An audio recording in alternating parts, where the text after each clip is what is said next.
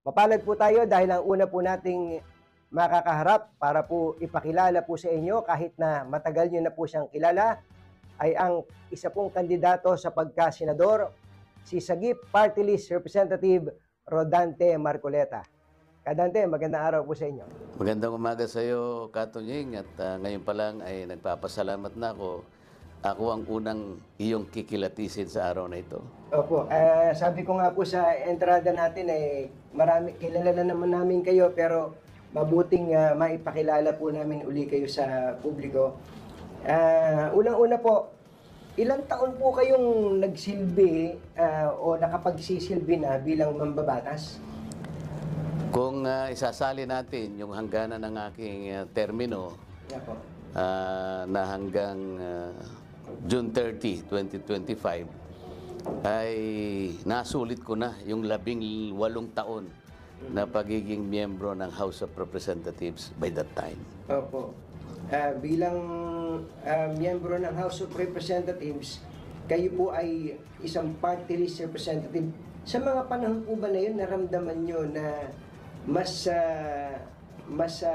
inferior o parang second-class citizen ang mga party list representatives kesa sa mga regular congressmen and congresswomen? Nung mga unang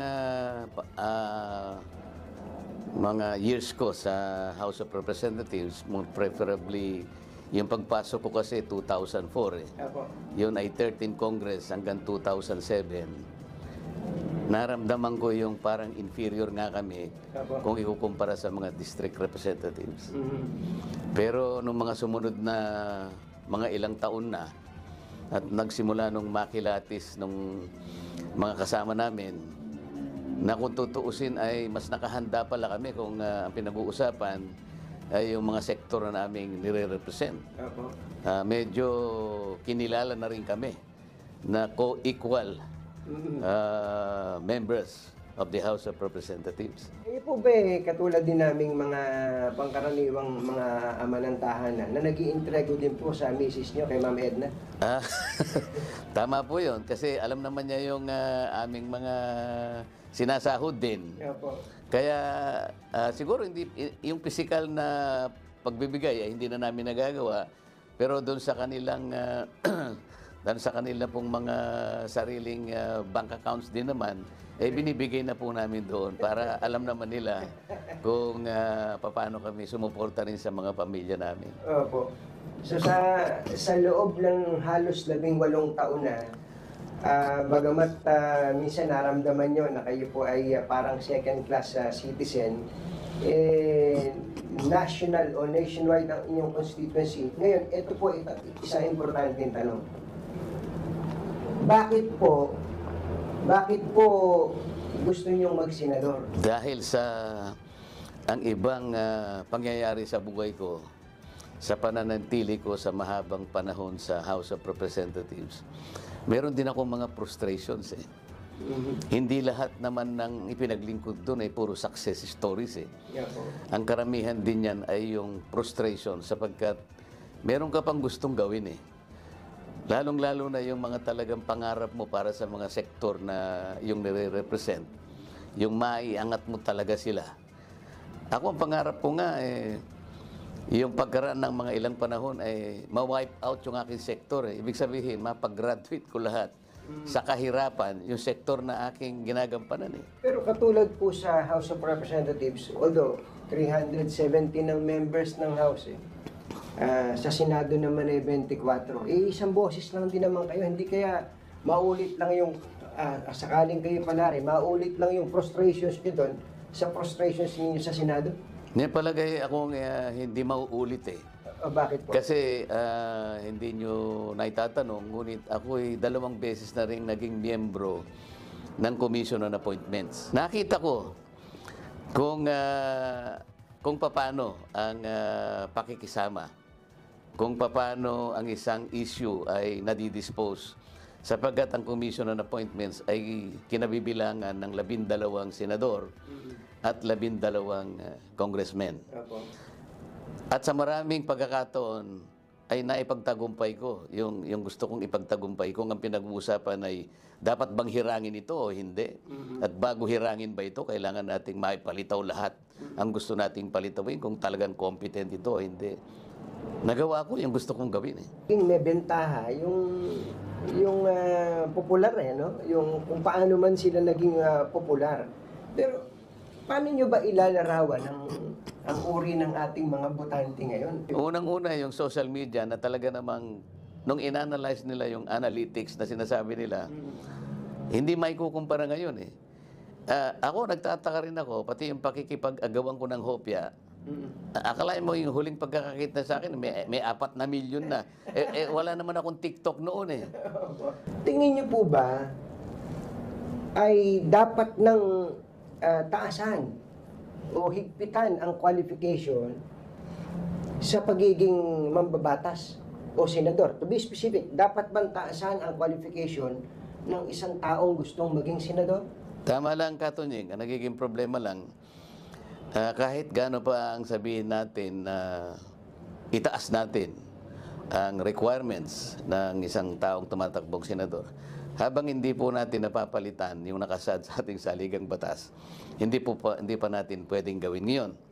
Dahil ang sinasabi lang ng saligang batas, kapag ikaw ay marunong magsulat at magbasa, maliban pa sa may ibang mga qualities, ay pwede ka nang maging senador. Hindi naman nakalagay doon na sana yung binabasa mo, naiintindihan mo. May kilala po ba kayong senador na hindi naiintindihan binabasa niya? Palagay ko, meron. Kasi kung naiintindihan niya, kontrata yun eh. Kapag ikaw ay nag-file ng COC, yun ang simula ng kontrata. Isang araw lalapit ka sa mga tao, ipapipirma mo sa kanya yung kontrata, sa paraan humihingi ka ng boto. Kapag ibinoto ka, nakumpleto yung kontrata. Ngunit kahit kailan, hindi niya sinabi sa mga tao, yung sagradong kasunduan na yun, kailangang ibalik mo sa tao. Bakit po ganito yung ating kalagayan? Bakit po sa maraming batas na ginawa natin na magaganda, bakit ang kanilang ginagawa lang ay magpasa ng batas? Ngunit yung pagpapatupad ng mga batas, kahit kailan na hindi nila ginampanan. Kung mabuti ang pagpapatupad, palagay ko mas importante yung kaysa gumagawa ng batas eh. Nung po nakaraang eleksyon, 2022, kumandidato na po kayong senador. Pero ilang linggo bago po ang halalan, bigla po kayong umatras. Baka naman may mga nanonood sa atin na gustong-gusto kayong iboto ngayon tapos nag-aalala sila na baka naman bago dumating sa dulo, umatras na naman tong kadante natin. Didiretsuhin ko, Katunying. Itong pagtakbo ko ngayon, wala nang atrasan ito. Kaya para mawala yung kanilang kaba, para mawala ang kanilang pag-aalala, ay sinasabi ko ng harapan sa iyo, wala nang atrasan ito. Noong po bang panahon na yun napilit lang ba kayo? Bakit ba kayo tumakbo nun? Kasi ang insinuation naman, yung makinarya, tutulungan ako eh. Huli na nung nasa kalagitnaan na nung makita ko na wala naman palang makinarya ang PDP laban. Yung pong inaasahan nyo na financial support mula sa partido, hindi dumating? Wala. Ganun po Wala. Lalo naman kay Unity. Sabi siguro, sinasama ka na nga nila sa amin. Yun naman, siyempre, pagdating ko, marami ng tao. Magsasalita na lang ako. Sinasakay nila ako, minsan nakikisakay pa ako sa mga chopper. Wala naman akong chopper eh. Ngayon, may nag-offer na sa akin na dalawa na yung air assets nila eh. So ngayon pa lang po ay meron na ba tayo dyan? Meron na. May check na bang... Basta na ibigay na nila, gagawa na tayo ng mga kaparaanan dyan. Opo. Sobrang importante po nung pag dumating yung takdang oras na kailangan ninyo nang mag-advertise, dapat may pambayad kayo sa siyempre. airtime, di ba? Siyempre. Ang mahal ngayon. Ang Siyempre, napakamahal. palagay ko, lalong napamahal ngayon. Opo. So, pati po yung get up niya, parang nagbabago kami parang naninibago kami sa inyo eh. Medyo siguro naging presko ng konti ngayon kaysa sa dati dahil noon nga sa bilis at saka wala namang kahandaan. So kung ano na lang yung mahila mo, maisuot mo, yun na. Pero ngayon, kahit papano, naka-choreograph ng konti. Opo. Katulad nitong sapatos nyo na to, pang teenager ko lang nakikita yan eh. Oo, talaga naman kinakailangan ipakita mo rin ang kahandaan mo na mag-iba ka kung kinakailangan. Opo. Di ba? Especially ang botante po natin ngayon, malaking bahagdan ay nasa millennial sa Gen Z. Oo. Tinatawag, Oo, yung oo. bata-bata pa po. Ano? Yung pong, so in other words, sa ngayon po, hindi kayo kinakabahan, nakakapusing kayo ng gasolina pagdating ng dulo. Wala siguro kung magiging dahilan para kabahan ako sa aspeto na yan sapagkat sila na nga ang nagkukusa na talagang tutulungan nila ako. At sa dami ng mga iba pang mga parallel groups na hindi ko nakita noon. Opo. Maniniwala ka ba, Katunying, pati kasama ko lumalaban ng senador, lumalapit sa akin? Pero ako po, didiretsuhin ko po kayo, no? Sa pinakahuli pong survey na ginawa po ng iba't ibang mga research firms, ay hindi po kayo masyadong nakikita sa mga winning circle, ano po, medyo malayo-layo. Hindi pa kayo nagagambala doon? Hindi na ako nagagambala ngayon. Dati kasi nagambala ako dyan. Kaya isa yan sa dahilan kung bakit ako nag-withdraw noon. Pero ngayon, kahit ano pang gawin nila sa survey, yung sinabi ko sa iyo kanina, walang atrasan ito. Itutuloy ko ito. Sapagkat ang paniwala ko, kahit hindi nila ako ilagay sa survey na yan, nasa puso ako lahat ng taong bumoboto na alam kong unti-unti nang nababago ang kanilang pananaw ngayon. Ano po damdamin nyo sa mga magkakapatid, magkakamag-anak na tumatakbo po sa Senado? Meron tayong 24 million families sa ating bansa.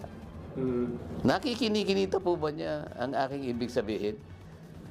24 na senador lang ang dapat na tumayo sa Senado. Ang ibig sabihin po nun, ang ratio po ay dapat sa bawat 1 milyong pamilya, dun lang lalabas ang isang senador. Paano po ako sa isang pamilya ay magkapatid? Mag-ina halimbawa, nakikita mo yung mga mata nila umiikot. Paano ka ako maging 3 pa? Tama po ba yun? Di po ba anomalya yun? Isang diretsong tanong ulit.